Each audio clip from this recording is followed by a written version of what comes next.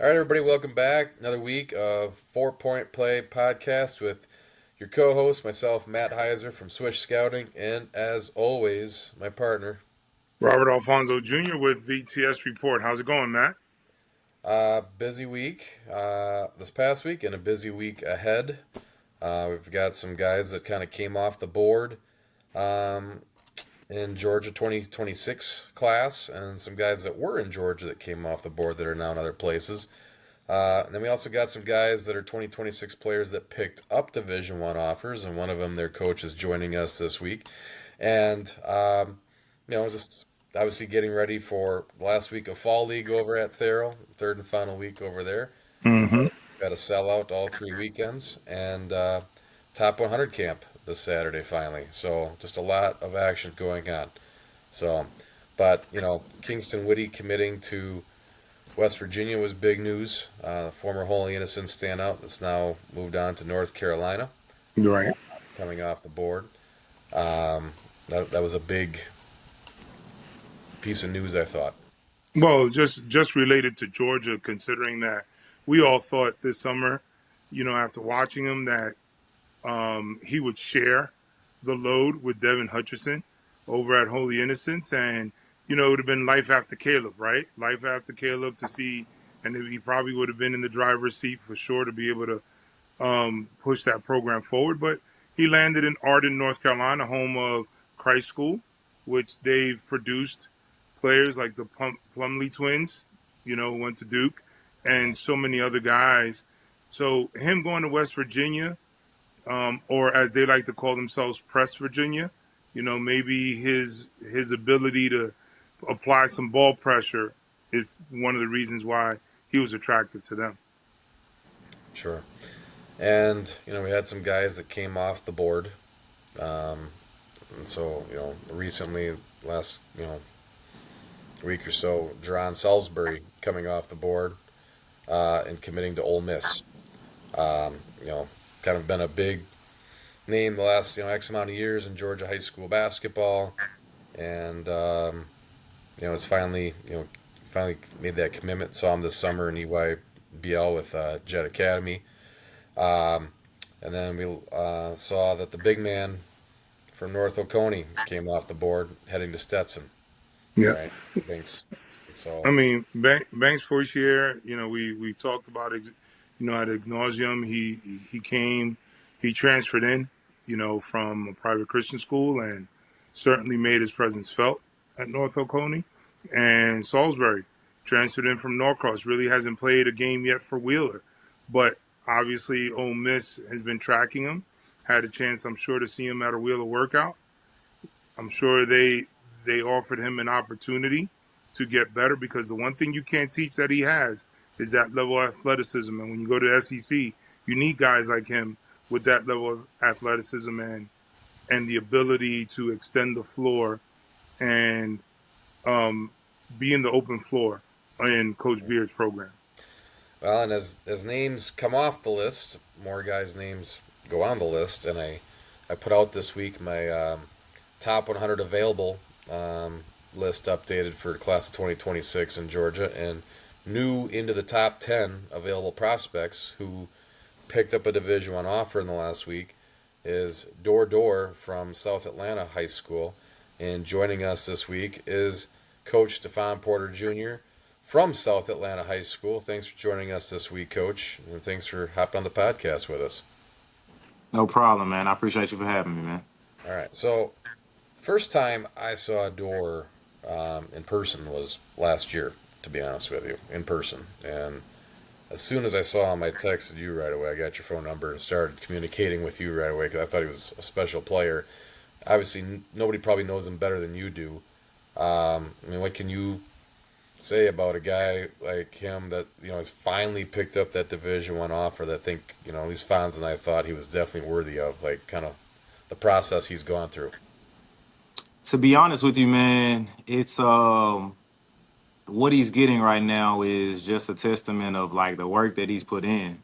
If I'm being 1,000 with you, because he didn't play on one of the big sneaker teams for AAU. He goes to a 2A school, you know, but he's just consistently worked. And I think what it says about him and what I can say about him is he's trusted the process. He's stayed loyal to not only us here at South Atlanta, but also his AAU team. He played with the Derek Favors Celtics, Derek Favors alumni of South Atlanta. And he's wanted to play with his guys. So in the recruiting process, you know, there's probably easier steps that he could have taken.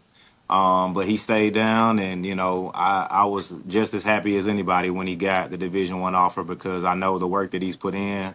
I know the stages that he's performed on, and you know, through things like AAU, through things like GBCA, he's had to go and take his opportunities. He hasn't, you know, been gifted with anything. So to me, more than anything, I just think it's a testament to the work that he put in, and I'm proud of him. And you know, I think he deserves it more than anything. I think he deserves it, and it came a little bit slower than he probably would have wanted, but you know, it's here now, and you know, there's only you can only go one direction from here. So I think it's gonna be great for him. Coach, good things come to those who wait, right? Yes, sir. Yes, And sir. he obviously picked up an offer from a very qualified coach, Coach Moten, who is legendary, not just in the HBCU lane, not just at North Carolina Central, but certainly, along the coaching ranks. But like like Matt, but actually I saw you a year before, Matt. When I think we talked at Lakeview High School, Lakeview Academy High School, when you guys came up there, I was like, "Yo, who is that kid?" And I Yes, was just sir. intrigued by him because, as Matt said, there was a lot of things that he showed that you go, you know what, with a little bit more work and consistent time in the gym, was really going to um, certainly excel because the things that you can't teach that he has is one, his length. That's God given. That's stuff that he was born with. And two, the fact of his athleticism. But I think what goes underappreciated unless you watch him play consistently is his level of feel for the game. He has a feel for the game that for a kid his size, yes, he could probably take every shot in the gym if he wanted to because he knows I'm the dude.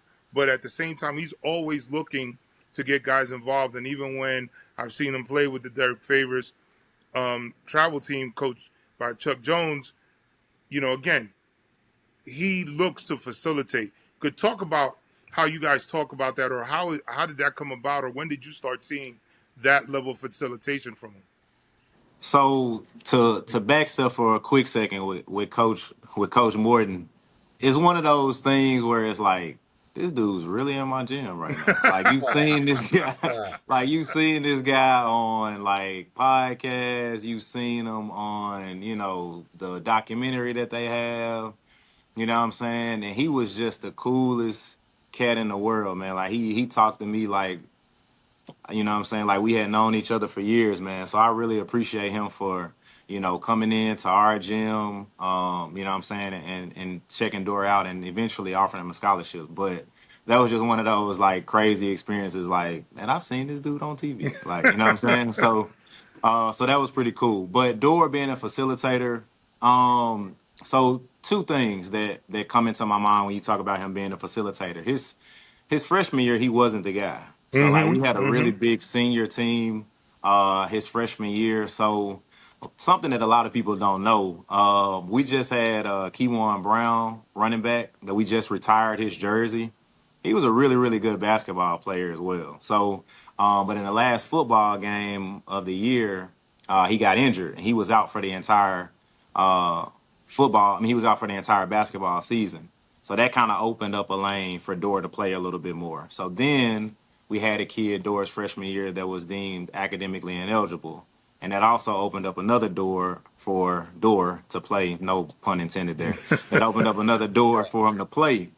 So he came into his freshman year as a starter, and but he wasn't the guy. So in order for him to get onto the floor, he had to do all of the things that you're talking about, those intangibles, having a feel for the game, facilitating, passing the ball, rebounding, blocking shots, all those type of things. Because his senior year, we started five seniors.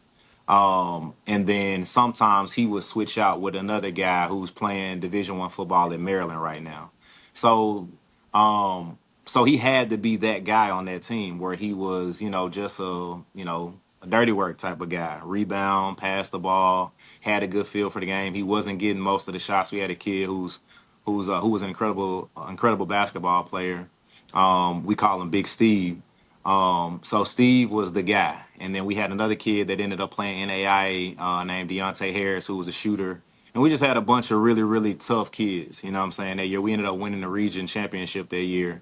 But Dora's role was completely different than it is now. So him being able to pass, rebound the ball, block shots, all of that really, for me and me seeing it, I'm sure he was able to do those things anyway. But his freshman year, he kind of had to do those things. Mm-hmm. But me just seeing his feel for the game, I'll tell you the second thing that popped into my head. So we're in Greer. We're in Greer, South Carolina. And we put Dora into the game and they're pressing us. So Dora dribbles across half court. At half court, there's two small guards guarding him. He puts the ball behind his back, splits the two guards, and makes a left-handed pass to a guy standing underneath the basket, and he scores.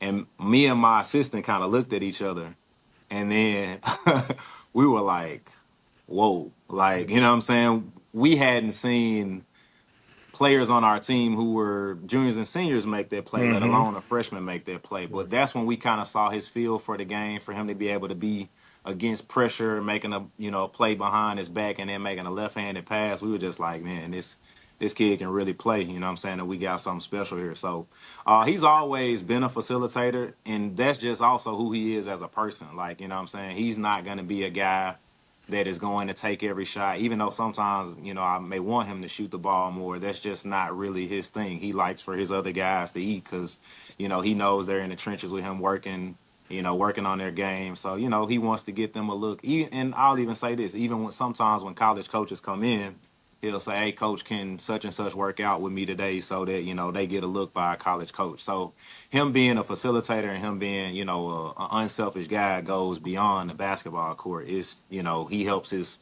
teammates in class when they, are, not doing so well. He wants his guys to get the same opportunity that he gets.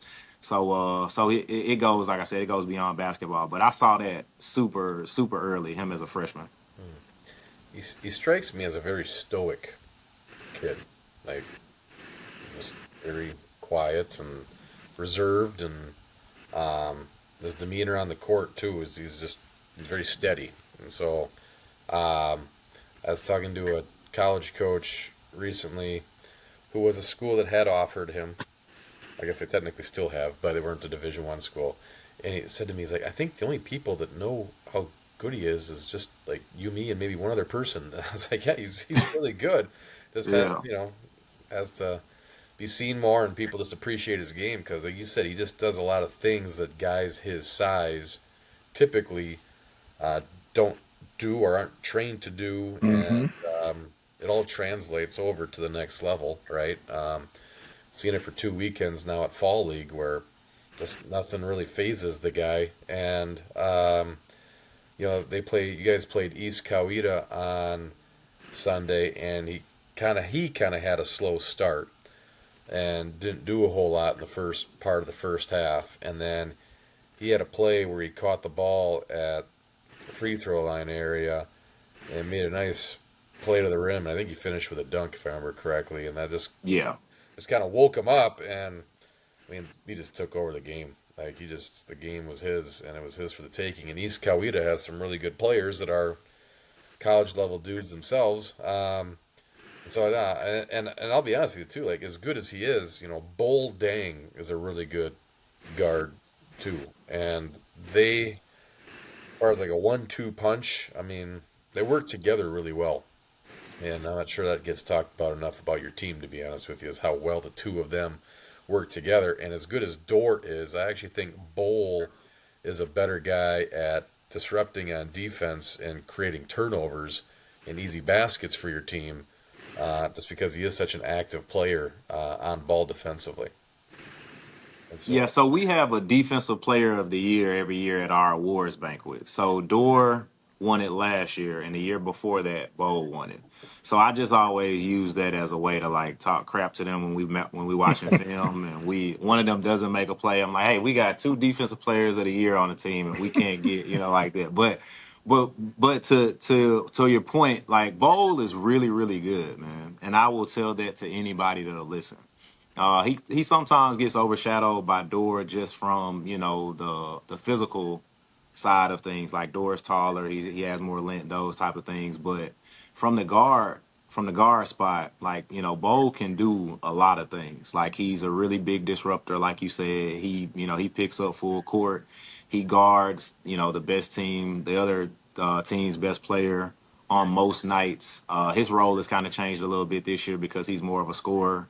But he's really really good, man. And I think the same with Dor. Every time somebody gets to see him, they get an opportunity to see how really how good he is. So they work well together. They always work out together. They train together. They live two houses from each other. So they're a real tight group. So yeah, man, I agree 100%, man. Anytime that anybody will listen to me when they're talking about recruiting our players, I always tell them, hey man, you need to get this kid a look, man. So I think he's headed in the right direction. He has two offers right now from some junior colleges, but I think the more people see him, the more they're going to be impressed with what they see. Hey, listen, Matt, this is one thing that you don't know about the two, which I'm sure Coach does know about them. They both have a podcast together. They Oh host a yeah, podcast together. And they Oh, just sat down this week, I believe, correct me if I'm wrong, with Derek yep, Favors, yep. and it's literally on a couch. Bull Dang is in the, he's in the Steven Jackson seat. Like if you really want to look at it like that. And then Door is the Matt Barnes of the show, and he's just sitting there. And the one thing I noticed about that clip, so hearing what you're saying about them is certainly good to see because you see that camaraderie on the court, and it's not fake because again, here they are at a podcast, and it's not because you're better than me or you're not. They literally, genuinely are one and the same. Um, can you talk about how that has infused into the rest of your program and how that has helped them basically become leaders for your program? So one, let me pump up South Atlanta for a quick second. We have a basically like a music technology audio program at our Okay, school. So that allows them to do the podcast. And Derek was great. Derek, came in, did the podcast for them. They actually I might be announcing something that I shouldn't be announcing, but they have a podcast coming out with the superintendent of Atlanta Public Schools coming real soon as well. awesome, So awesome. we got a lot more on the way. That's my shameless plug for today. But No, anyway. nothing shameless about it. So, but them being tight like they are and how that, what I'm saying, leads into the rest of our team, I always use them as examples, right? Like, one, if somebody's saying that they want to play college basketball, and they're not doing well in the classroom, I can point to them as examples for that. Bo's top 10 in his class. Dor, I think, is top 15, top 20 in his class when it comes to Actually, grades. I heard a rumor he's chasing after the valedictorian who been basically in He the is. who They got a who really good competitive yes, who's deal been in the going. So front for they're a all long they're time. all friends. Look, like she's been in the front for a long time, man. Yeah, she has. He hasn't been able to catch her. That's the She rumor I has, heard. man. She has. Yeah. Shout out to Kayla, man. But yeah, so I can always use them as an example. When it comes to them being where they're supposed to be, being on time, I can always point to them as an example for that. So just from hey, if you want the attention, accolades, the scholarship offers that these guys get, you can't not do what they do. You can't be failing classes. You can't be, what I'm saying, not showing up to workouts on time. You can't be a guy that doesn't work in the gym. You can't be a guy that doesn't work on your game. You can't be a guy that doesn't stay after. So, from that point, I'm always able to use them as an example of an exemplar of who they should be looking to for, this is what I should be doing if I want to achieve the things that they're getting. From a competitive standpoint, those guys want to win too. So I always split them up and put them on opposite teams. So they build their teams up individually, you know what I'm saying? And that helps our team to be better, to be more competitive, because they're talking smack to each other. They're talking, junk and all that to each other throughout the game. And that brings out that competitive spirit, that competitive fire in the rest of the team because they hate to lose. And then the worst part about one of them losing is they got to ride in the car with each other when it's over with. So I'm gonna talk junk to you on the court. I'm gonna talk junk to you in the car, and then they got a basketball goal in their like neighborhood that all the kids in their neighborhood play on. So then they end up going out there for another hour or two after practice, and then I got to hear Smack talk about, what I'm saying, when I dunked on you or, what I'm saying, made the game winning shot. So, um, to put a bow on it, man, they're just they're the perfect example of kids that you can point to say, hey, this is what you should be doing. You know what I'm saying? And they've been here for 4 years, never been in any kind of trouble. Lights just went off in the library, but I'm gonna get that taken care of. Hey, you, I'm acting like I got an assistant. Go walk, but I don't. But anyway, so but yeah, man, they just perfect examples of guys that do what they're supposed to do, man. And I think that carries over into our team.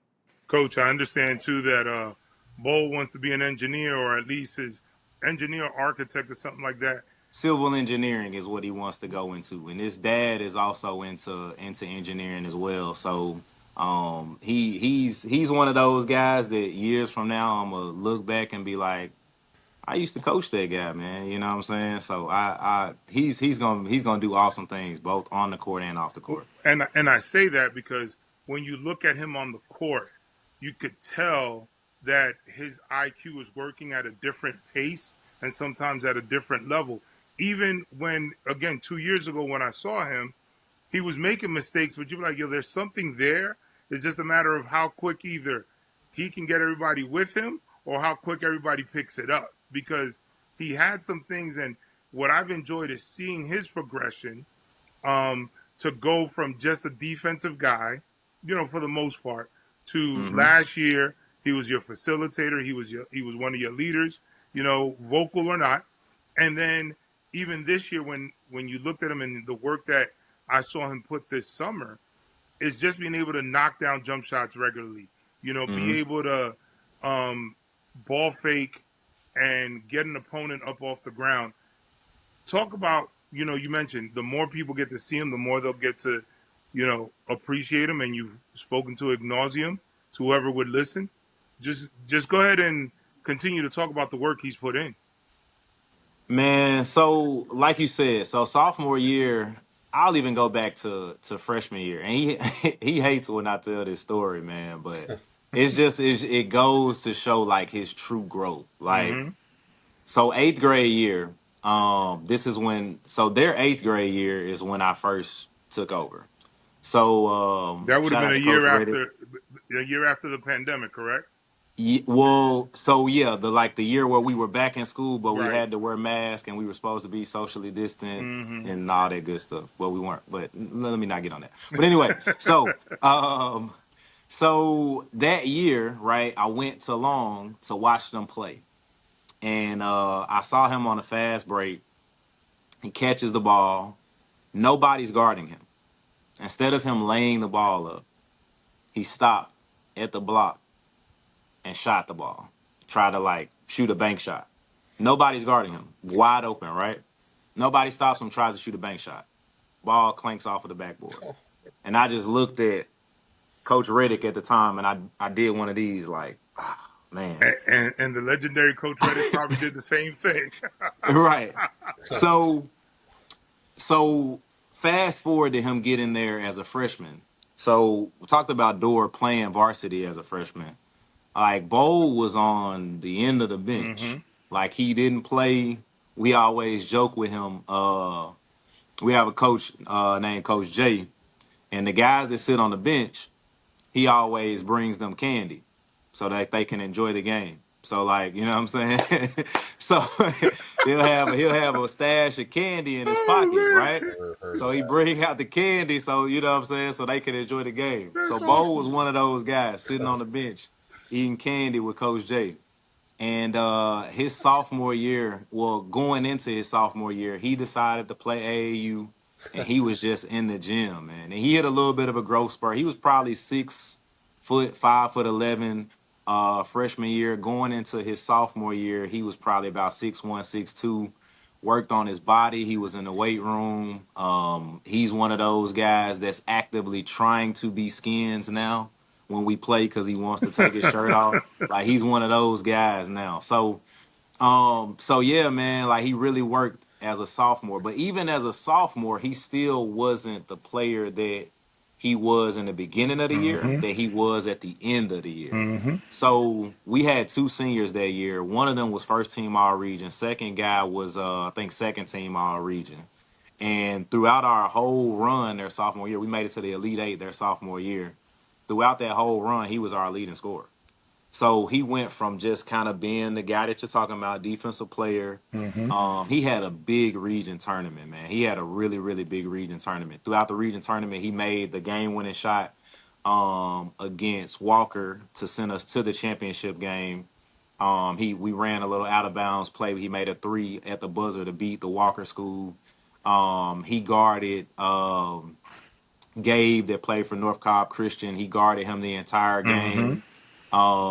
He just went through a gauntlet, man, in the region tournament of guarding these really, really good players, and he was also scoring the ball. So he's guarding the other team's best player, and he's, what I'm saying, putting up anywhere from 15 to 20 points a night in the region tournament, all the way into the state tournament.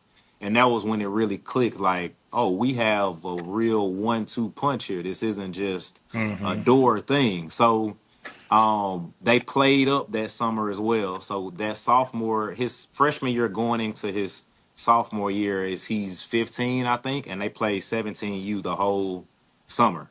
So he just had a lot of basketball miles, and he just really got better. And that's another thing that I point to when I'm talking to kids about, growth. I think he averaged point 0.6 points a game or something like that. His freshman year, he scored 10 points for the whole, no, 8 points. He scored 8 points for the whole season his freshman year. And that was like the garbage time where he scores and everybody's going crazy, you know what I'm saying? Mm. And he always makes a joke about this, and he's like, man, like, was I really that bad? I'm like, yeah, you were. But he really worked that sophomore year, man. In sophomore year, he looked like a completely different player from his body, from his skill work, all of the different things. And then junior year, it was just, it was lights out from there. And now he's the player that you see now. But he's the true product of like get in the gym and work on your game, and you'll see the results. So yeah, Well, I mean, the results are showing, and yeah, he said this past Sunday was the best I've seen Bowl in person, and looked really good both games for you guys. And you beat two good teams.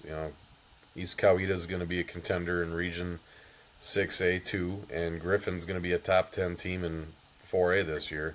yeah. And so those were two good wins for you guys. And I didn't even realize, after I thought about it, that we had 5 brackets on Sunday, and 3 of the 5 brackets were won by teams in your guys' region.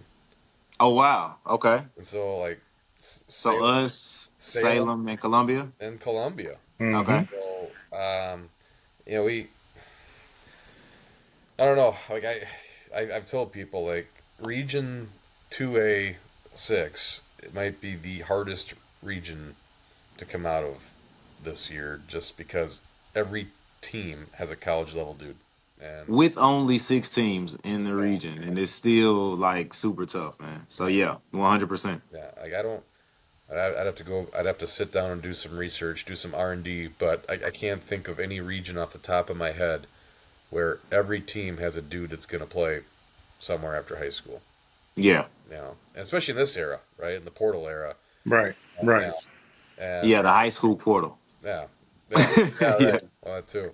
But I mean, last year you guys went to the Sweet 16, Yes, sir. and played a really good Laney team in the second round that had a lot of seniors last year, and had to go to their place, which I don't even know how far of a bus ride that was for you guys to get over At there. least 2 hours, right? Yeah, two. Yeah, two. You And know, so and going, and if you've never been to Laney's gym, it can get a little tricky in there. Oh, for sure. Yeah, for sure. Yeah. And the way that Augusta crowd can be can certainly play to their advantage. Oh man, there was this guy. So like it wasn't like super packed, but there was one guy who sat behind our bench who was the loudest guy I had ever heard at a basketball game. And he had like a Laney like poster. He had on all Laney stuff, and he just kept yelling out like historic facts. And I was like, what is wrong with this dude? This is the first original. I'm just like, what is wrong with this dude? And we were winning in the first half, so it was like, all right, we're gonna really shut this guy up when the game's over with. And the game turned, man, and he just got more amped and more amped and more amped. And yeah, man, that was the gym because it was one of those Saturday games that's during break. So I'm pretty Mm, sure if it was a school night, their place would have been packed. yeah. But I just think overall, you know what I'm saying, they just took the game, you know what I'm saying? What do you think you guys learned from that experience?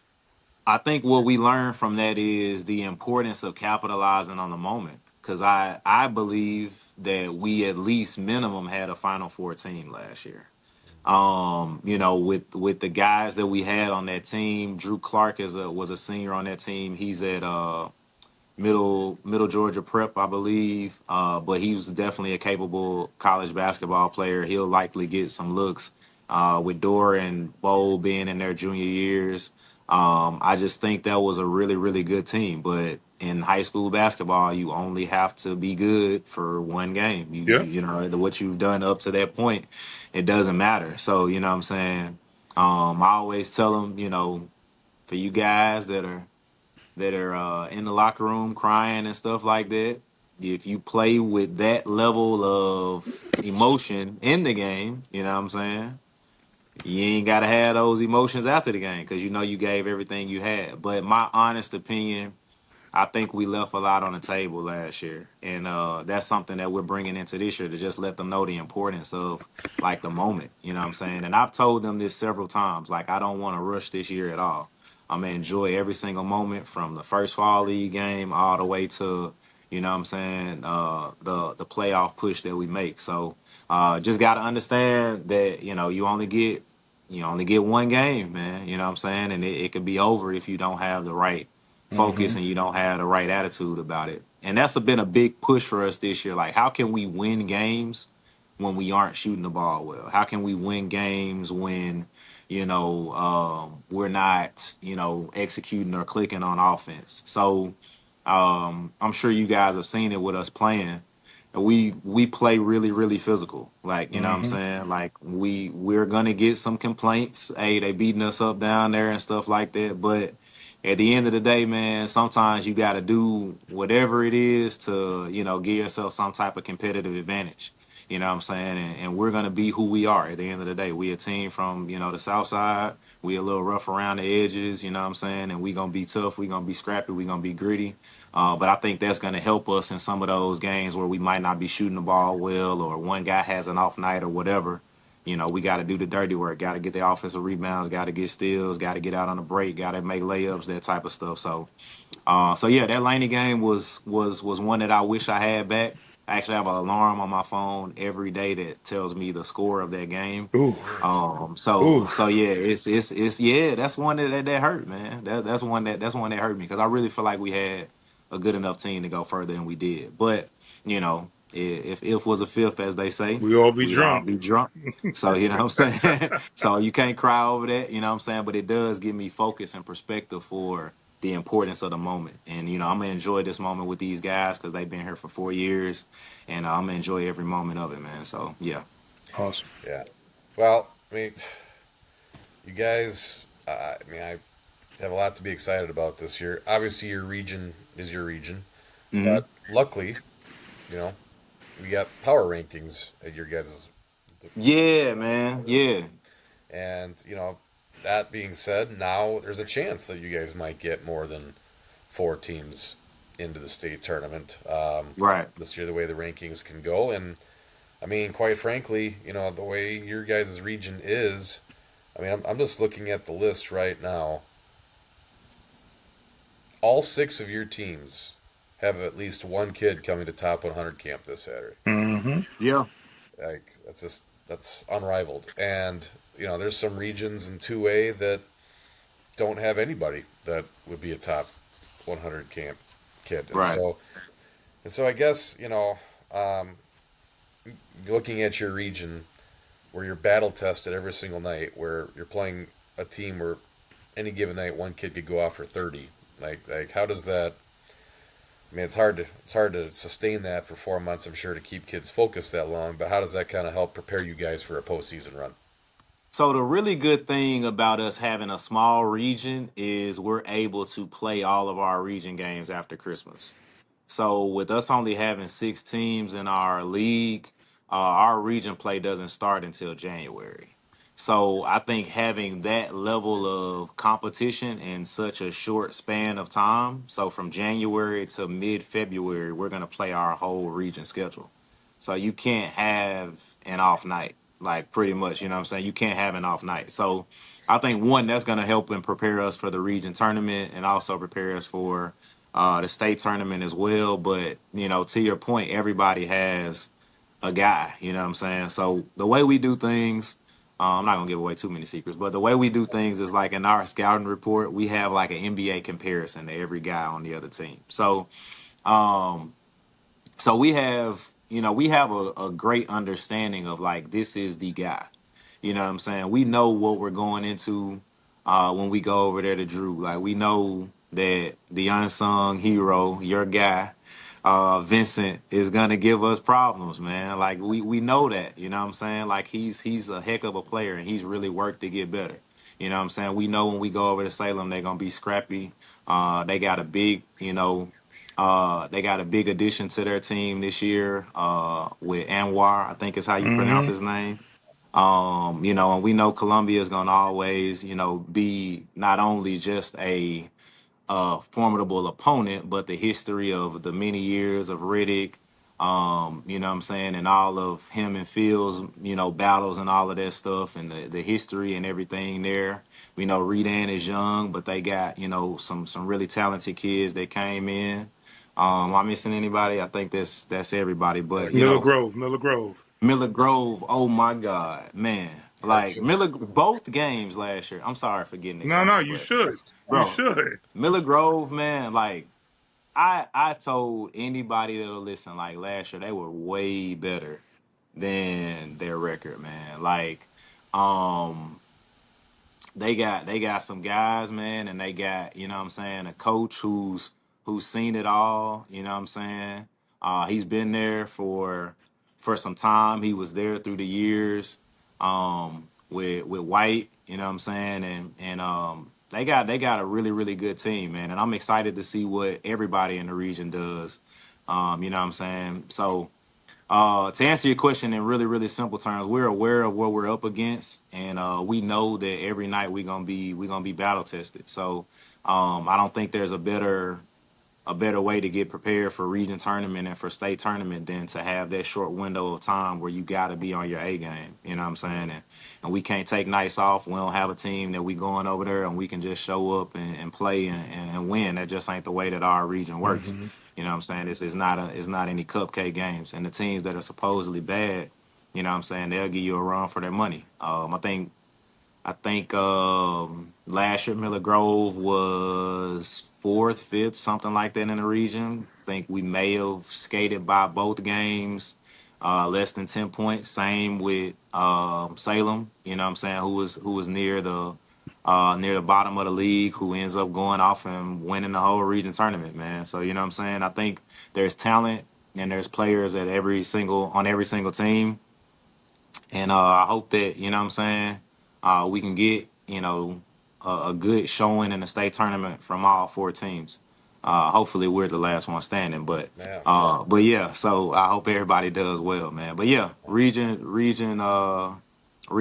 2A, man, it's a gauntlet, man. It's a gauntlet. Well, and I don't have the schedule in front of me, but knowing what you just told us about the region schedule, like a lot of it, I think might just come down to pure scheduling because I've said for years, and like, when I coached and now scout, like there's nothing harder for a high school coach than winning on the road on a Tuesday night in Yep. January. Like that's a weird It's a weird time of year, and the kids' psyches can be different, and you're in somebody else's gym, and it's, well, in the You want to Northeast. know the only thing that's worse than that? Hmm. Winning on a Wednesday when you got to make up a game because of snow. Yes, or That's excuse me, that's, ice. that's Yes. the only thing. Yeah, That's the only thing that's worse than that, man. yeah, That's the only thing that's worse than that because you just played on Tuesday. You got to turn around and play Wednesday. This was a yeah, game that you were supposed to play, but yeah, I agree 100%, man. It's really hard to win those games in January, especially when you're playing a team for the second time too. yeah. That's extremely hard too. Yeah, so scheduling. I mean, whoever has the most Tuesday home games might be the guy that kind of comes out on top. But I mean, Yeah, you look down the lineup, right? Obviously, Columbia is very senior heavy. Carlin Jacobs, I loved him, great player. He's got a couple offers that are more than worthy. 6'2" guard, had a really good summer. We saw them a lot.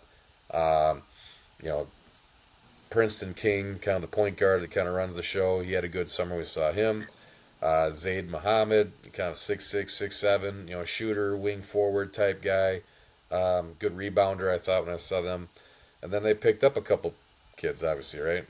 Devin yeah. Nelson comes in, and the big guy, Amos Boye Toomer, comes in, who also has a handful of offers. And so they just have a lot of seniors. I feel like I'm missing somebody that I didn't mention. But That's about right. I mean, it's a team that is traditionally all of us on this understand that they traditionally have always put together a solid.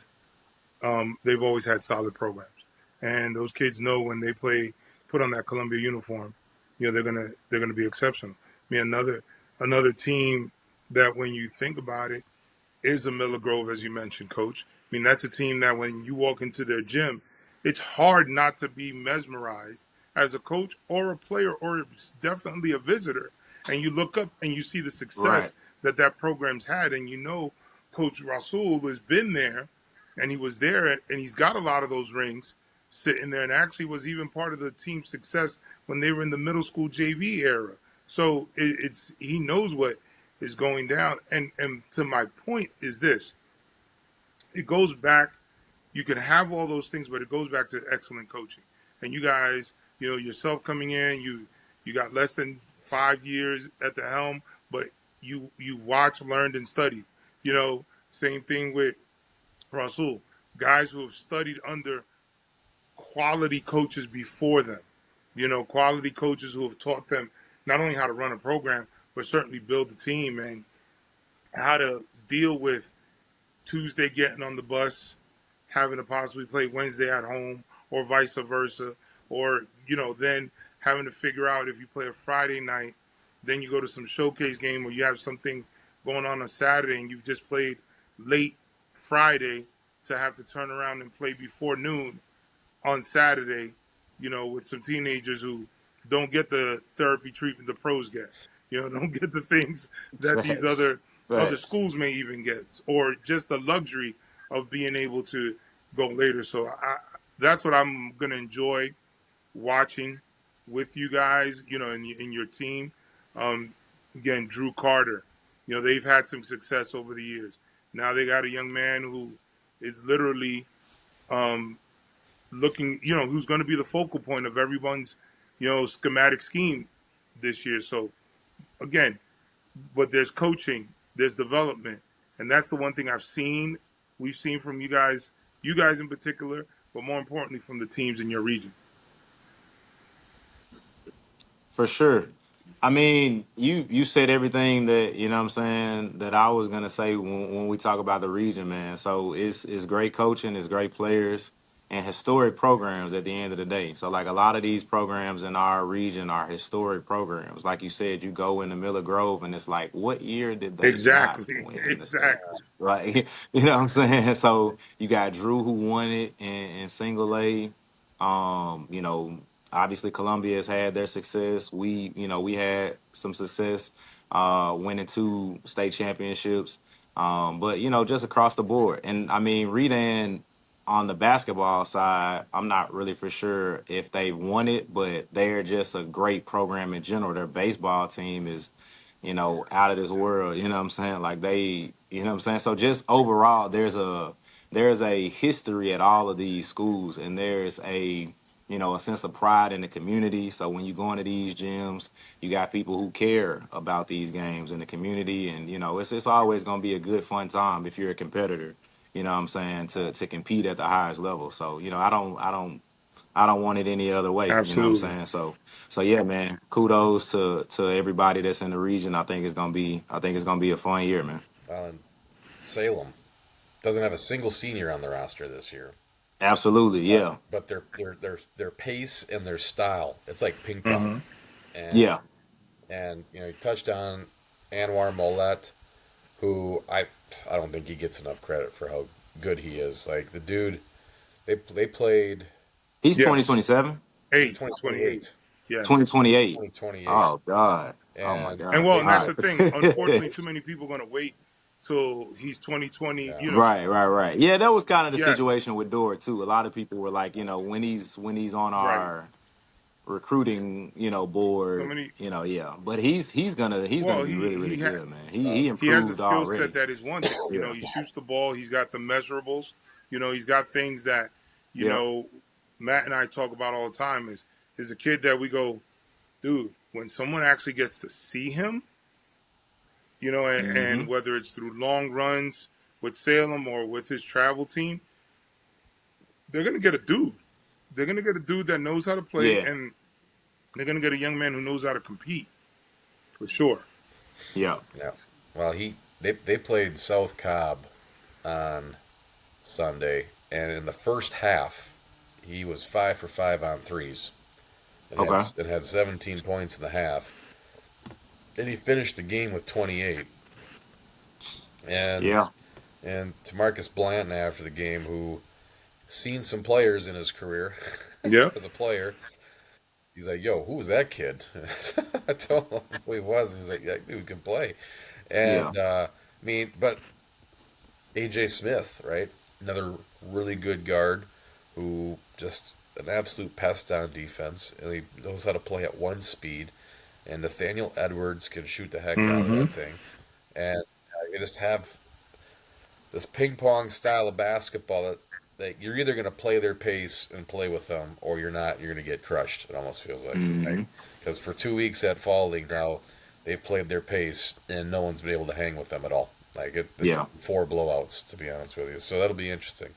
But as good as all these teams are, there's another name out there in 2A that's looming that has something to say, and that is down in Columbus, Georgia, where in Region 1, Carver awaits, and went to the Final Four last year as the 1 seed and got upset by Butler, and pretty much that whole team is back this year. And we saw Tobias Tolbert this summer, Fonz, 6'8" lefty who's got an offer to Columbus State, really good player, and now it's his turn to be a senior. But they also added to their roster a name that maybe some people aren't familiar with, little guard. Fonz, what do you know about Jaden's the guy? Ford is certainly, reminds me of a lot of the smaller guards who have come through Metro Atlanta. Um, a scorer, quick, explosive step. Used to play at St. Anne Pacelli, then went to the Central School in Phoenix, Alabama, and he's back. He's back in Georgia, back on a team that is already talentedly loaded. They got TJ, the sophomore down there, and they got a deep bench. They got you got Tobias Tolbert, who by far one of the nicest kids, who wants to see his teammates do well. Like you mentioned about Door, like he's all about making sure they do well because he's going to get his. He's 6'8" lefty, he's going to dunk the ball, going to score, going to do what he wants to do. Then you have the curiosity I have for Jaden's is just him being able to facilitate and not feel that he's got to do it all himself because he has some help around him. He has some help with Tolbert and some of those guys who are with Carver Columbus, and he's familiar with those kids having been from the area. So it's not like he's going into a new situation not knowing who a lot of those kids are. And we had a chance to even see Columbus. They have young junior that he's down there that was in the post. Matt, you can tell me more about him. Oof, man. J.J. Mm-hmm. Johnson. Mm. They came to the tournament at Miller Grove, which I will say this about Miller Grove's gym. It's also the largest Wolverine popping out of a brick wall I've ever seen in the gym. But but they came in their first game. I think they played New Faith Yes. Christian, and the dude dropped Hmm. like 30, and it was silky smooth. And when he hit the bucket to send the game to overtime, I looked over at Razul, and Razul looked at me and he went like this, like holy crap, like this dude is really good. And he's 6'6", he can handle it, he can shoot it. He's a little mechanical in his approach to the game, but it doesn't matter. It just doesn't matter. Like he played so well for 2 games that he's a guy that's in that area of Georgia that hiding, so to speak, right down there in Columbus 2A. But he's very very good, and they have another kid too down there. I can't think of his name off the top of my head. Smith Carver, that's his name. Who, if you want to see a guy that reminds you of like Jason Williams Yes.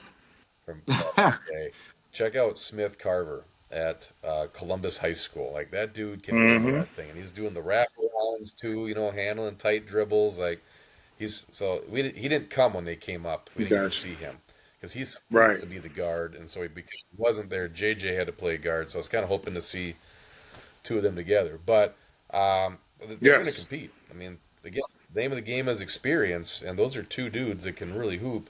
Um, but the team in that area that I really like, who we saw at McDonough, is Sumter County It- in 2A. And oh man, you talk about length. Like I don't know, like forget talent, forget athleticism. I don't know how many teams in 2A are going to have a bunch of dudes that are 6'5" and up like they do. well, 6'5" and up, Like and just able to play fast. Able to play fast. Able to push tempo. Able to, again, do the things that when you put that many guys on the floor, you get concerned, right?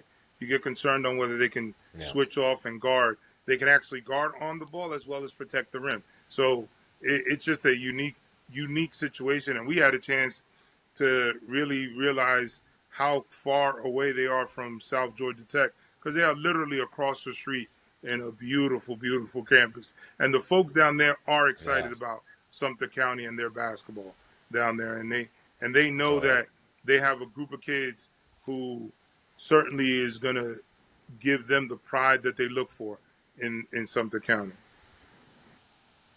Well, I mean, forget basketball. Like Omari Woodard might be the best Mm-hmm. athlete in 2A. Like 6'5". He's a stud football player, so we'll see what happens. If he plays. So Sumter County's got a good football team, so we'll see what they get him back. If they do, maybe he'll be an early enrollment kid. But like basketball aside, he might be the best athlete. I mean, he is whew, fun to watch, and they got a really good point guard, LeBron Brown, who came to McDonough, and they won Yep. the championship of the Saturday Sunday division. And he orchestrates, he finds those 6'5" guys as good as anybody, and he sets them all up. And Thomas Mays, another 6'5" kid who was really athletic and long, that played really hard. And so like they're going to surprise some people, and we're going to see them at our New Year's Eve showcase as well. They Yes. play Putnam County, which would be a great step for them.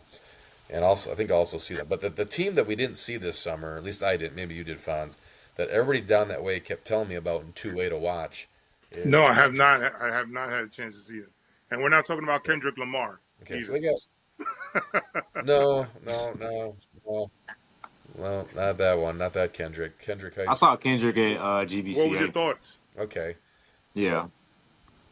Kendrick was good, man. We actually played Kendrick in the first round of the state. So we were just chopping it up, before they played. They were another team where we didn't have a good first half, and they ended up, we kind of ended up settling into the game in the second half, and we ended up beating them pretty easily. But they're good. They're young. They got some really really good guards, and they just play hard, man. So yeah, Kendrick is another team that I think is definitely going to be there when it's all said and done. So we'll see, man. yeah. When I saw them on film last year, they did have two kids that stuck out to me. That like they had a kid named Cash Elder, Yep. 6'4", going to be a senior this year, a Mm-hmm. kid named Noah Harris, who was the point guard, who's going to be a junior only, and just two dudes just kind of muck up the game, right? It's kind of Yep. something that you guys kind of ran into. So a lot of talent in that region. Yeah, for sure.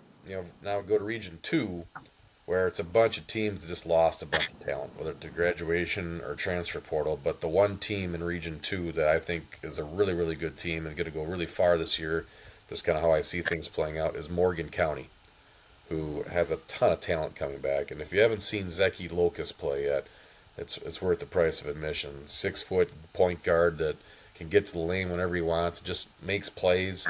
And they got a 6'4" senior, Kobe Jeffries, who we'll see at Top 100 camp on Saturday. Shameless plug. And really good player and just gets after it. And they got a really good freshman. I can't remember his name, but Cody's excited about him. And I wish I had his. I don't have him in my notes here, but I mean Morgan County just has a bunch of dudes, and the region just doesn't. Macon Westside, Josh Gruby's a really good coach, but he lost a lot of good players last year. But Brandon Hill will be a player to watch at Macon Westside this year, who 6'4" senior, kind of the guy that just kind of makes things happen. But you watch Brandon Hill; they came to the Griffin Yeah, tournament. I don't know if you caught them or not, Fonz. they were Yeah, solid. He was solid for six sure. four. Yeah, you look at him, you think, oh, he's 6'4" and he's probably a post player, but then you see him get out there and he can handle the ball. He can shoot it.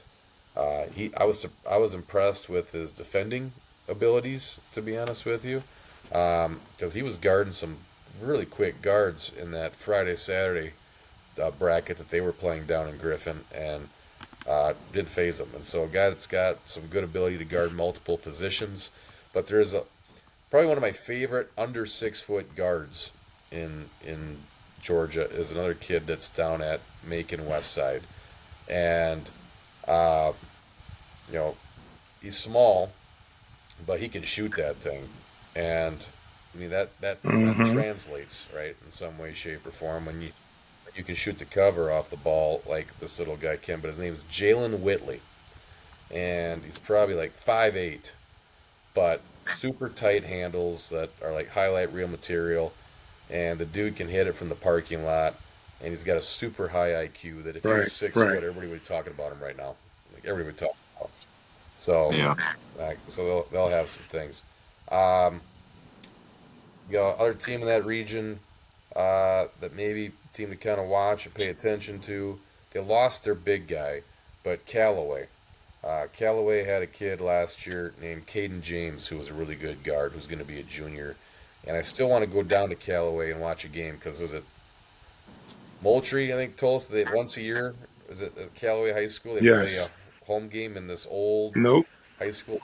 They don't even use it anymore. Like I gotta get down there and catch that. But you saw did you Well, see I, Morgan I County didn't get play to when they see them when came they to came to McDonough? McDonough, but I had a chance to see them throughout the year, and actually even had a chance to talk to that team Okay. 2 years ago because Coach Anderson was excited. Has been excited about these group of kids and just the talent that he has in Madison. You know, at Morgan County in Madison, Georgia. That he certainly um, has talked about his kids and has always looked to put them in the right situation, not just to compete off on the floor, but certainly on the off the floor. And he's gotten guys that now that they are seeing. You mentioned about Locust. You mentioned about Jacoby Simmons. You talked about Jeffries. Jeffries has been almost like the one kid that very few people really know. He's 6'5" wing, 6'6" wingish. Who's gotten better, who's gotten stronger. And the one thing I've always noticed about Coach Anderson, he puts the right people around his kids, like a lot of coaches try to do.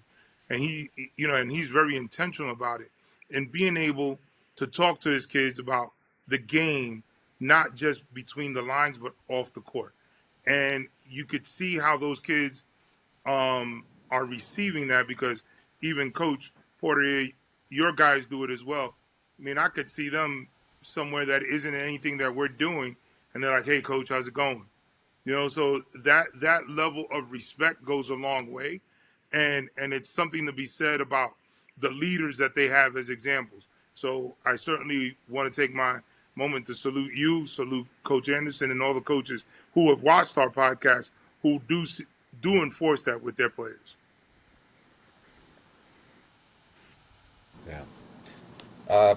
Region 3 is a wild card to me because there's only 5 teams, and there were a lot of really good seniors in that region last year, notably Zachariah Dwight, who's Yeah. now at Mississippi Gulf Coast. And you get to see our Tucker Roundtree, who we saw at our unsigned senior camp in April, who Thomas impressed, who's University. now playing down at, I Hmm. think it's Thomas University. So, and they even had Joe Drew in that region, who we found Yes. out not only was a good Yes. hooper, he's one of the top bowlers in the state of Georgia. We found out last year. So, but those guys are all gone. And if you look at the all-region list from last year, there's not really anybody returning who wasn't a senior. And so it's kind of a wild card as far as what that region will look like. Crisp County, I know they got a kid coming back who's going to be a junior, I believe, or it's a 6'6" that some people have told me about. They'll be pretty good. But there's also some new coaches in that region too. So there's been some turnover in talent, turnover in coaching. And so I don't know. But Appling County does have a kid coming back that's pretty good. A Darius Howell, who's like a 6-foot senior, kind of just junkyard dog type, guard that just kind of gets in people's grills. A good football player too, if I remember correctly. Um, and so, like, I don't know. I mean, I don't know a whole lot about the players coming back in that region, and it's a part of Georgia that just doesn't really get seen a whole lot. And even last year, when I talked to Zachariah Dwight, like, he had no offers the first time I talked to him. I just thought it was crazy, right? 6'6" guard, can handle the ball like that as a lefty, and within 24 hours he had 4 offers. After I talked to him, so he called me and he's like, "Oh, you must know some people because I got some offers. Absolutely. Who got me?" Well, Well, you here's the stick thing with us. about that You're going to region, be that part okay, of kid. the So, state. well, They are really committed to football. Okay. And when you have so much okay, attention put on it, sometimes the other sports, especially basketball, gets overlooked because you're having to share those guys. And in some cases, those teams play for longer periods of time, so you don't get to see them catch that momentum sure, until region play.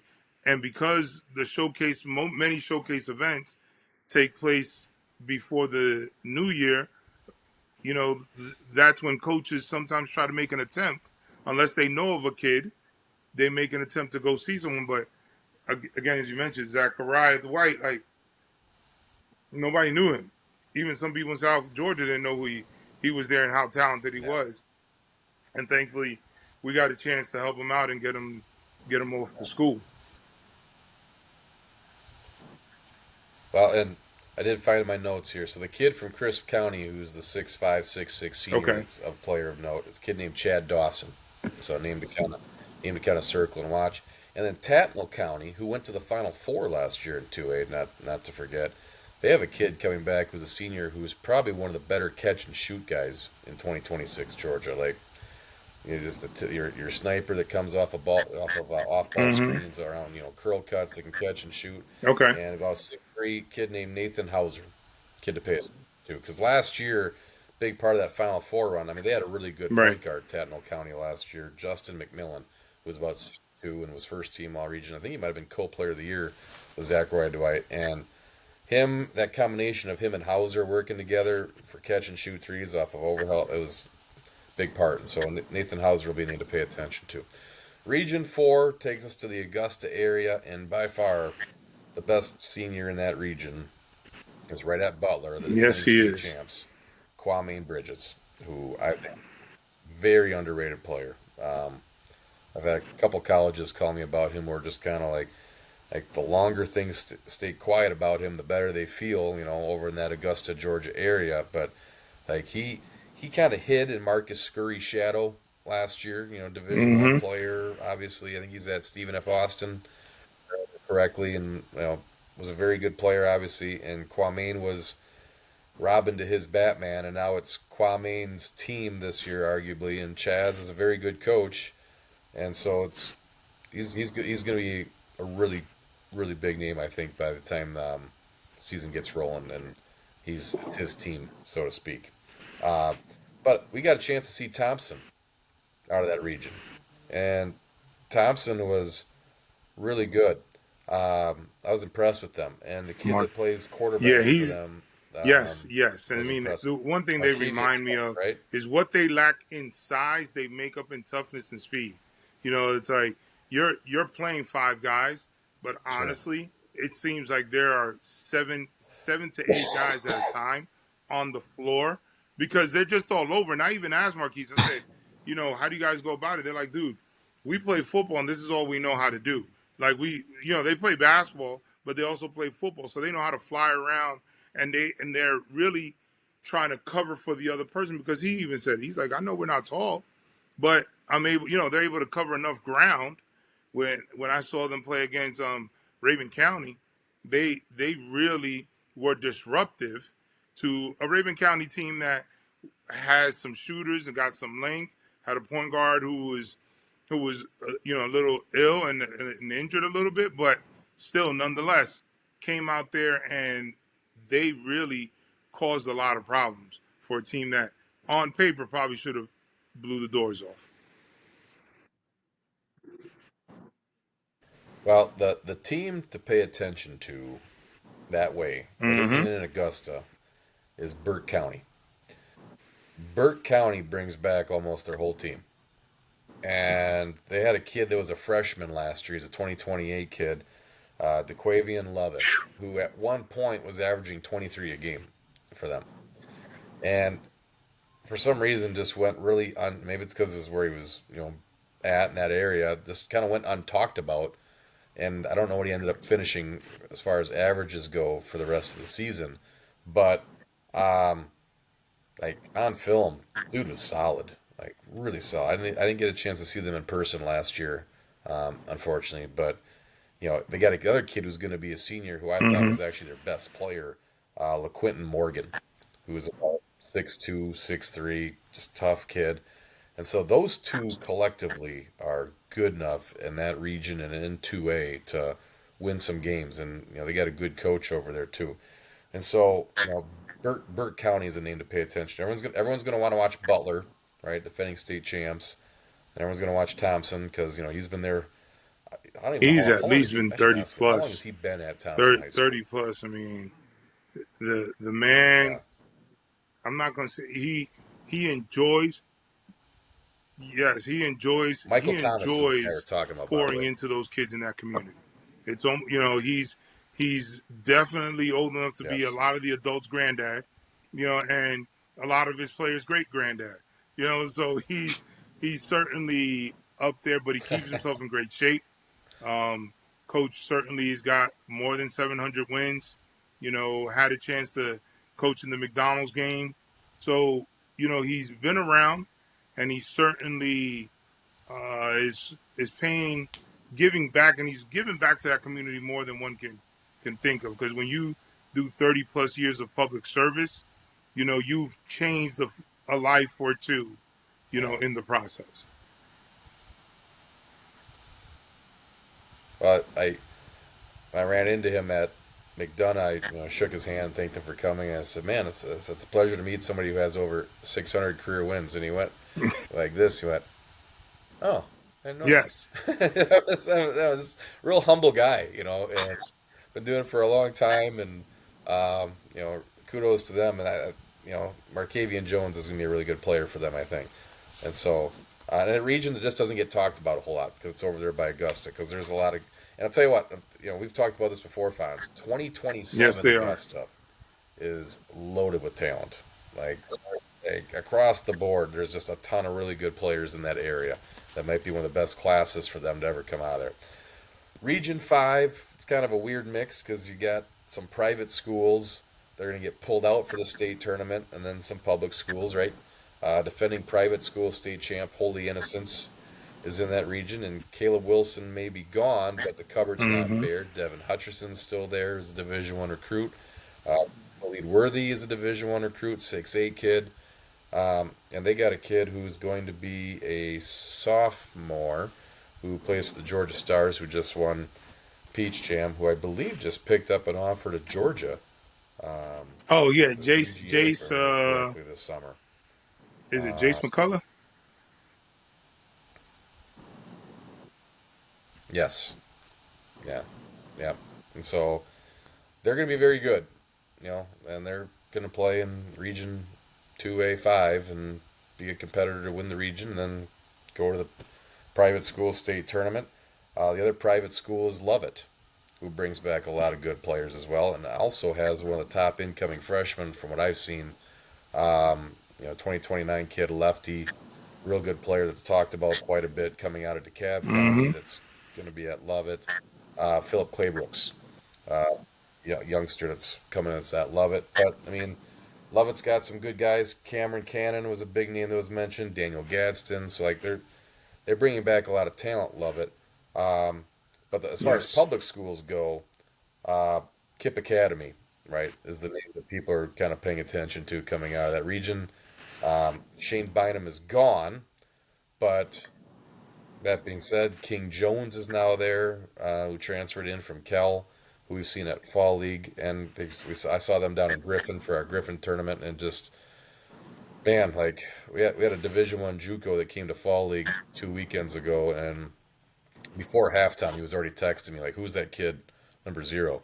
And he went and talked to the kid, and right away, I think there's some conversations happening already, which is great for King because he's a really good player and seems like an even better kid.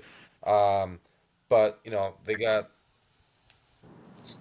a guard that was all, I think it was all region last year, if I remember correctly, Akeel Robinson, who played really well when we saw them at Fall League. And so, and Kip's just one of those teams that their pressure just bothers people. It seems like they put the press on and the game flips. Like they played Lowndes down in Griffin at the summer tournament, and we've talked about Lowndes Mm-hmm. before.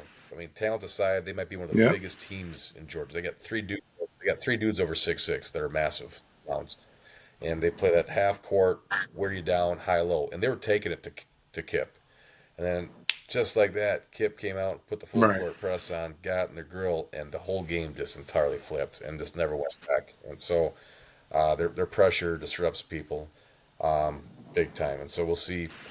I got Kip in my top 5 right now for 2A, roster permitting. We'll say so.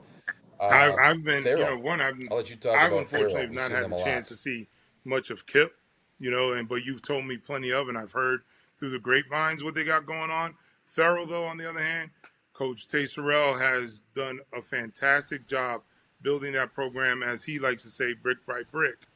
And what what they have is MJ McWhirter, who's a 2027 who keeps getting better every single year. Saw him at Lemon Street 2 years ago, and I knew he was raw then, but you can see that he's putting in the work.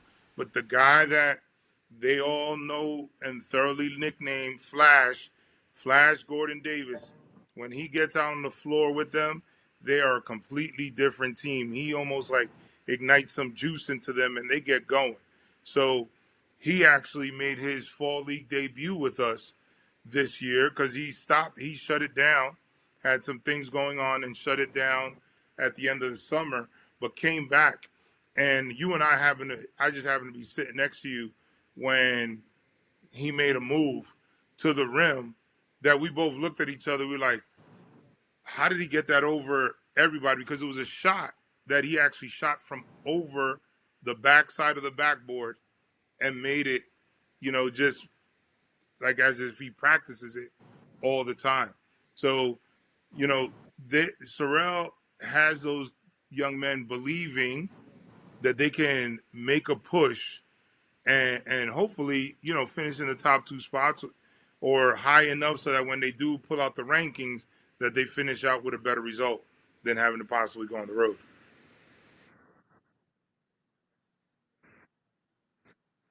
And Coach Porter, you might be able to tell us. My understanding that there's new coaches at, is it Carver and Washington this year? New coaches at Carver and Washington. Carver's coach is a guy by the name of Keon Curtis. I believe he came from Tri Cities.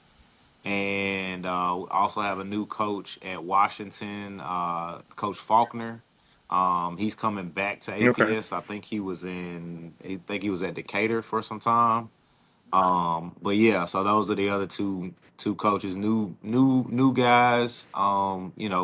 Also very historic programs. But shout out to the other APS schools. Shout out to Sorrell. Sorrell's a good dude, man. I really appreciate him. He always looks out for me. Shout out to Manny as well over at Kip. But we're playing everybody. We're Good. playing most of the teams, APS schools in that region as well. So those will be some fun battles as well. Yeah, it makes me think real quick when you said that. Like there was this thing when I was up north. They would do every year. They would do this city versus suburban You Mm-hmm. know, it's funny. match. It's funny you say Yep. that I because don't in think my that head, exists after down you here, to said my knowledge, APS, right? I immediately thought the title of any possible showcase, APS versus everybody. So it's like, line up them APS teams and on one side and just play them against somebody else because I think it would be Yeah. good for the city. It'd be good for the kids, and it's again a great opportunity to showcase the APS schools because they not only deserve to be seen, but certainly being able to attract some highly competitive games in y'all respective gyms.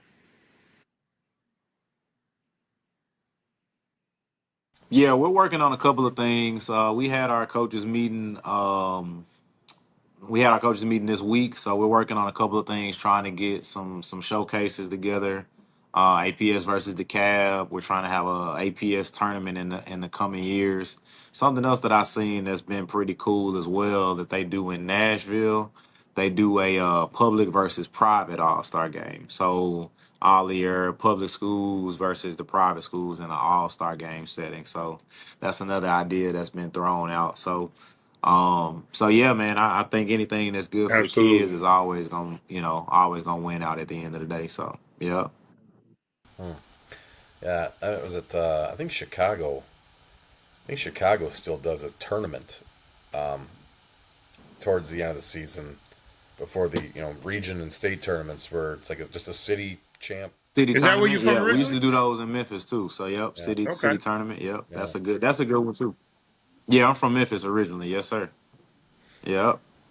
What's funny is a lot of people don't realize that Tennessee junior colleges have to have a certain number of players from Tennessee on their Mm-hmm. rosters, and so I talked to every Tennessee junior college, and they all say the same thing. Like it's a race to Memphis to get the good players from Yeah. Memphis. So like all the good players are in Memphis, and then once those guys kind of all make their decisions and get picked, then we got to look elsewhere for other guys. And I hear the Yeah, same. we actually Okay. went to Memphis this past summer. We went to the Jerry Peters Classic, which is played at MUS. So just got a good opportunity to see a different style of ball. We played pretty well down there. A We went 5-1. traditionally We ended up strong losing program. to Traditionally strong. Whitehaven was the team that we lost against. Yeah, so Whitehaven has Hmm. Willie Kemp. So Willie Kemp played on the Memphis team with Derrick Rose and all of those guys. So he's coming from college. He was at Lemoyne on, and he came back to coach high school. So they're always a really really good program. So Didn't that was the didn't one Nick game that we didn't lost, Nick but we, Smith we go beat there some good years teams ago? as well. So Memphis business Yeah. to Okay. Whitehaven. Okay. I think Nick Smith was East, if I'm not Gotcha. mistaken. But I might be misremembering that. But yeah, Whitehaven has had a bunch of good players historically, both on the football field and basketball. So, but yeah, Hmm. they've always had talent. Penny was at Memphis East for the longest, and they had their run with James Wiseman and T.J. Moss and Alex Lomax and all those guys. So they're historically good. So yeah, we played some pretty And good I'm teams sure down it's a great there. Got to bonding eat some moment good for barbecue, and a lot of your it was guys a as good well. old time, man. So yeah, but yeah, for sure, yeah, for sure. Yeah, it was great, man. It was great. One of the Planning on going back Yes, I this year agree as with well. that. one of the I best agree with that. facilities I've been to is in Memphis. man, like of all the Yes. EYBL facilities and gyms I've Oh, been the at. night, the Oh, where they do the listen, Nike it's stuff. Oh beautiful man, because it's Okay, got yeah, courts yeah, yeah. on I one haven't side, been, but I've courts seen a on the bunch other of side that videos could of be it. used it's as an arena. impressive. But then the Okay. courts on the other side is broken down into, if I'm not mistaken, 8 courts. It's four, yeah, but it's eight on one. It's eight on each. It's 4 and 4, so that's double for 8. Then on the side where you could set up for arena, same thing. You have 4, so it's another Yeah, 8, so it's 16. That again, you could. There's a point that you could set up the courts where you're watching it as an arena, as in an arena format. So nice. The way they designed it was well done. Okay. Yeah, my niece is a pretty good basketball player. So she plays in Memphis. So I see a bunch of clips of the arena all the time because she plays AAU. But yeah, man, it's an awesome facility, especially what I'm saying, having something like that in Memphis is big. What I'm saying, it drives people to the city. You yeah. got people like Kevin Durant in Memphis and stuff like that. So I think it's great that they do the Memphis, they do the EYBL stuff in Memphis. Yeah. The unique thing to me about that is it's the only gym I can think of. I can't think of anybody else where you can stand on the baseline and there's a net behind the baseline, Correct. so you can just Correct. kind of sit at the Well, baseline behind the net and just watch. Nothing's ever going to happen to you, Right. I'll never forget that was where I sat. Actually, I went and got something to eat two s- 2 summers ago, and I watched Cooper Flagg play against Team Durant, and they played triangle and two, and they put the two guys on him and made everybody else play 4-on-3, and he still almost had a triple double. and Wow. and and I'm just sitting there on the baseline well, taking it all in, eating a well, hot dog. I was like, another thing I'm about embracing this about because that you'll never see location, stuff like this ever again, and I hope possibly. Yeah. whoever gets a So chance to listen to our pod right now, what I'm about to ask, we need something like that on the south side. Like if we get something like that near the airport, and certain basketball players have talked about doing something near the airport. If you get something like that on the south side, it generates a whole new set of revenue space for the community and for the area. So, certainly there's a way to do it. Yeah. Go see what Memphis has done with that facility over there, and I can guarantee this much: you could help um, yeah, generate attraction down to the south side.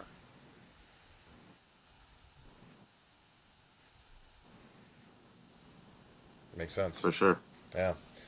So if we're looking at Region 7, we got a chance to see North Cobb Christian this past year, or this past weekend, I mean. And they're the one private school in that region. And yes, Brock Bass Bonner is gone, but there's plenty of talent over there. Xavier he's Butler played he's really well. impressive. You saw him have a double double Reminds me a little bit, in and I know Utah some play. people who haven't seen him won't understand what I'm saying. Reminds me a little bit of Braden Liu, who's at Kennesaw State right now. Who's got the size, the locks, the things going to his favor, is a mobile big who can potentially stretch the floor, who can handle it a little bit, who's got a strong enough body, as he's even put on his Yeah, social. I might be able to get a football offer just because the way his body has turned out. He's a prototypical stretch four, rebounder, double double, high energy, high activity.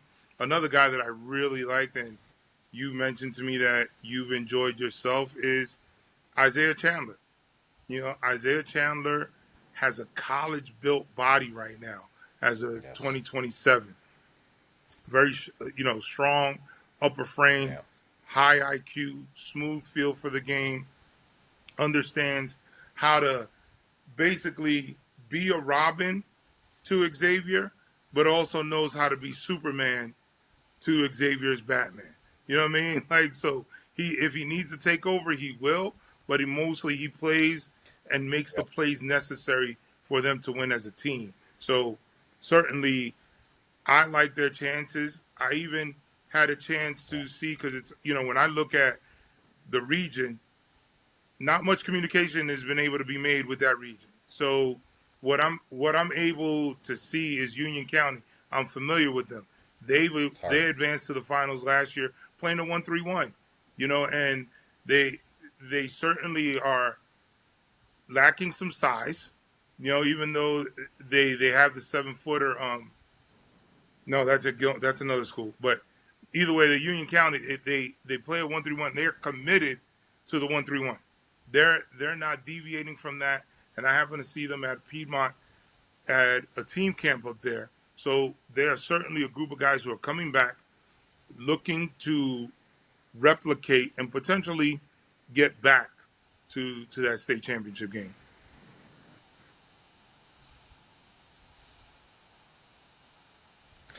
Yeah. I Yes, can't let you talk about North Cobb yes, Christian without talking about my guy Grant, man. Oh yeah. you're Grant is the 100%. glue Grant Rovich. that holds Grant that team Rovich. together, man. Grant gave us fits, man.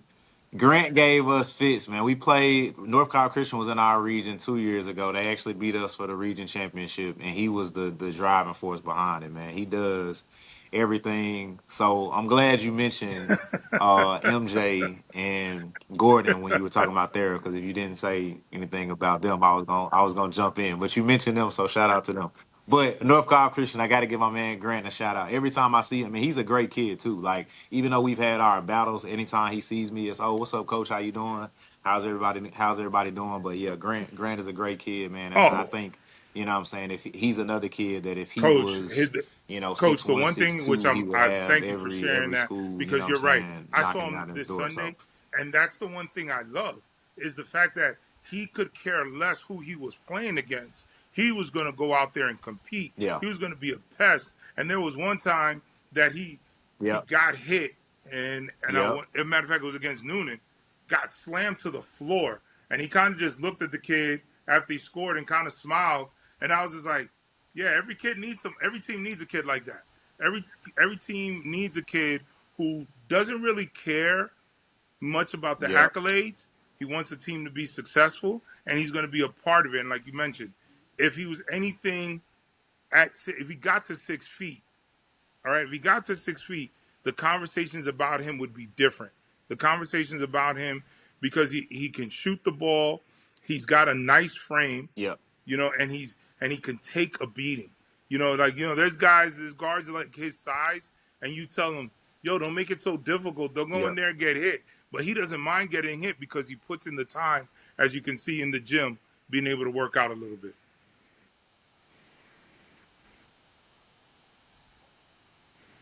for sure. So couple things that stuck out to me about North Cobb players. Xavier Butler, like great athlete, talented kid, but I don't know if I've seen anybody at fall league for sure, maybe even from the summer, who has as good finger and maneuverability Mm-hmm. control on rebounds. Like he rebounds outside his own area extremely well at 6'7", 6'8". Like he gets wide and he's able to bring that thing in and he clears it quickly. And he's a very good 3-point shooter. He showed two from the middle third of the floor. Like he stays between the rails. That's his spot. But his inside outside game is something that people need to talk about more.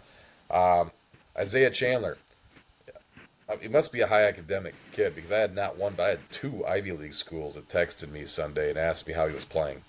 Um, and he played really well. The game I caught against Columbia, he kept them in the game.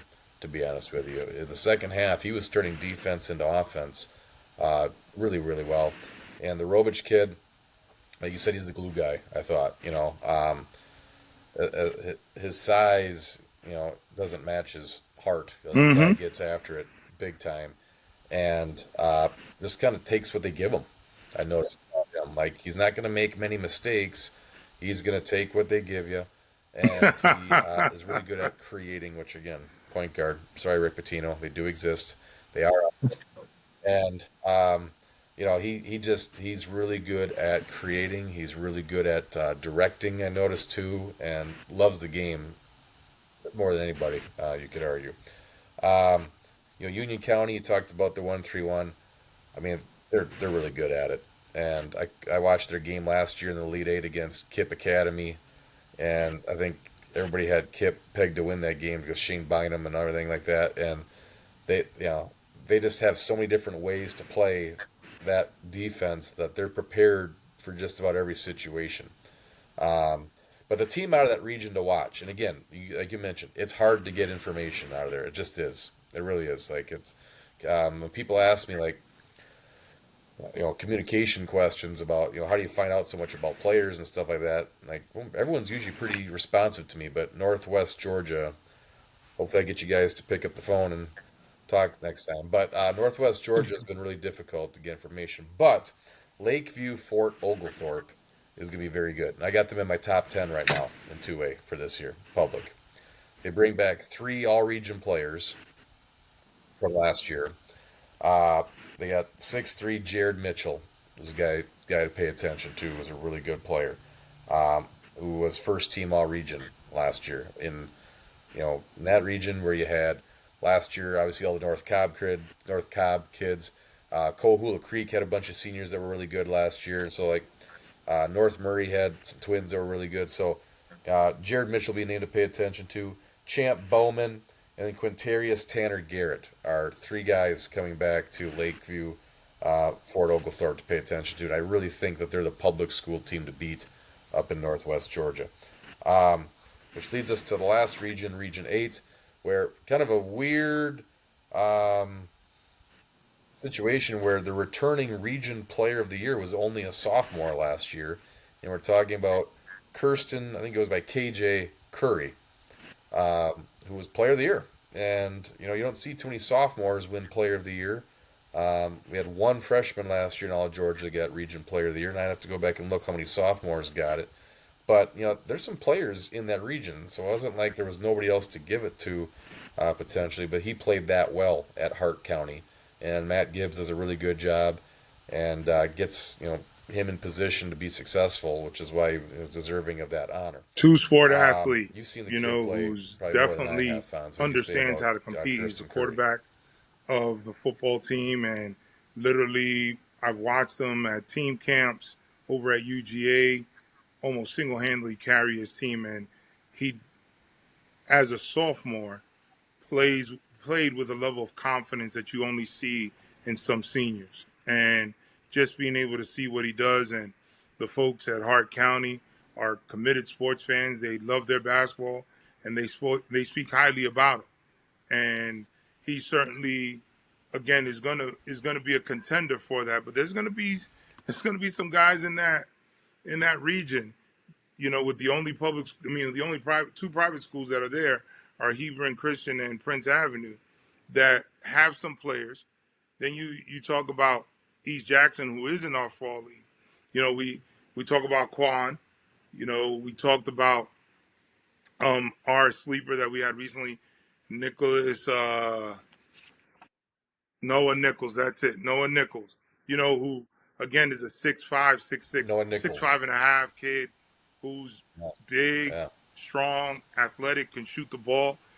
Several times in our fall league, starts off the game with 3 to 4 threes in a row and nails them. So you also got at Franklin County, Coach Jason Schaefer. He's got Bentley Huff. He's got his son.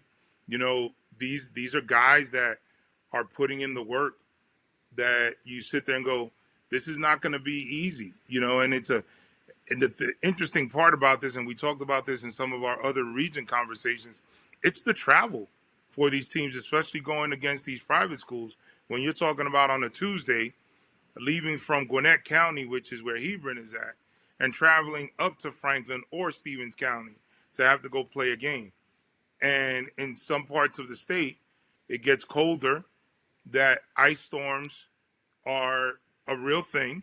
So you're going to have that cancellation where instead of, like Coach mentioned, a scheduled game that was supposed to be the previous week on a Tuesday, you have to make it on back-to-back days on a Tuesday, Wednesday, and don't be the team that has to travel after playing on the road and then having to go back again somewhere to go play. So certainly looking forward to seeing what emerges from this region.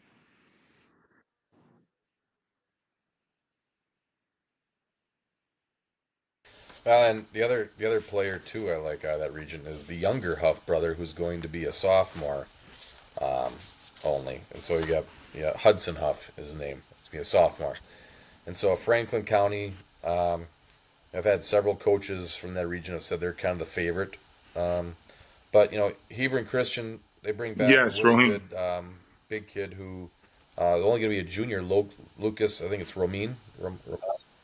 Yeah, good, really good player. I thought he was their best player last year when I watched them play, and just a real skilled big man that can hurt you in a lot of different ways. And Devin McField is the kind of the guard on that team that kind of keeps things in check and makes things go. And so Hebron Christian is going to be very good.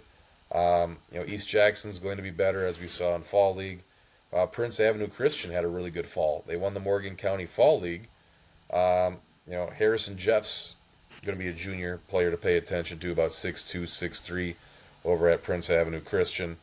So just a lot of good players in that region that are, again, good enough to go win a game to kind of muck things up and make things interesting.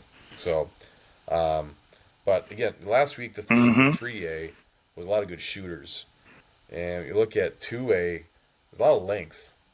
There's a lot of dudes with length in 2A that are kind of like those wing forward type guys, or combo guards.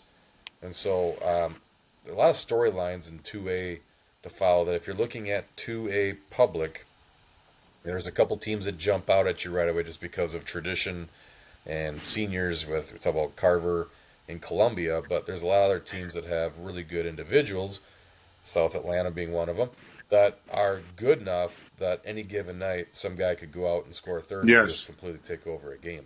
And um, that's what makes high school basketball fun, where it's one and done, right? Like you just got to be your best for one night.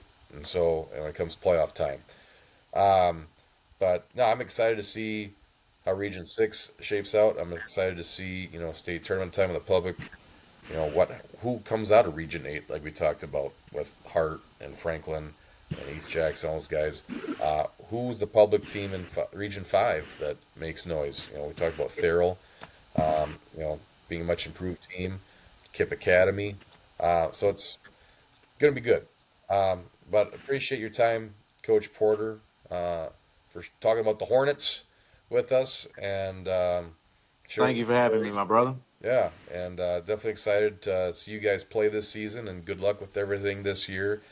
And definitely just made a note, actually, while we were talking, to catch some Region 6 after Christmas Well, here, after the holiday, because, man, that's going to be fun to watch. And Make sure it's one of our home games. make sure it's a home game. Okay. All right, I'll make a note of that. Coach, thank you Home again game Yeah, for man. for the joining us, Hornets. and And so, Yeah, certainly for sure. we look forward to seeing you I this weekend. appreciate it. And And we want to wish you Fonz, anything you nothing want but to the add? best this season because I see what you've been doing, and you it's like a good home cooked meal. It's a slow cooker, and you got those guys basically blending at the right time. So good luck.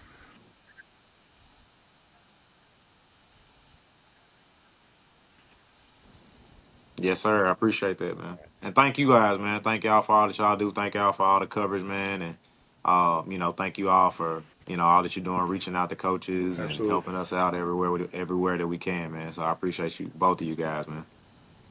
Always Hmm. appreciate that, and what we do. So, For but sure.